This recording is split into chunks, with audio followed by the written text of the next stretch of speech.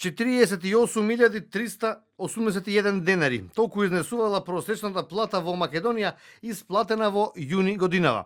Тоа значи дека за 1163 денари јунската плата е помала од таа што била просечна во мај, односно 49.544 денари, покажуваат најновите податоци на Државниот завод за статистика.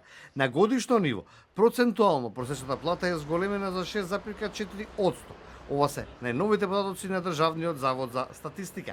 Според извештајот, годишниот раст на просечната плата се должи пред се поради зголемувањето на платите во административните и услужните дејности, кои пораснале за речиси 11%, земјоделство, шумарство и рибарство за над 8% и транспорт и складирање за 8% раст на платата.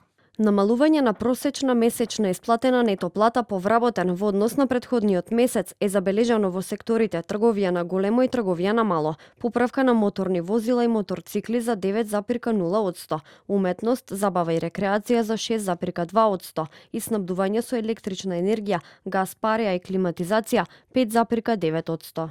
Економистите сметаат дека ваквото зголемување на висината на платите е само на хартија. Инфлацијата според нив одамна го изеде ваквиот раст и затоа нема ниту подобрување на куповната моќ, а нема ни подобрување на животниот стандард.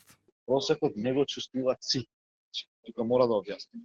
Имаме луѓе кои има луѓе кои живеат од минимална плата, затоа тука некогаш и ние не се подразбираме. Значи имам човек што има работа кој зима 30-35 денари, има сосема поинака реалност од некој кој има плата од 70 до 80.000 денари, нели? Добра вест е што имаме покачување на платите, значи тука тоа треба да го кажеме, но дека инфлацијата ја изеде таа плата, да ја изеде.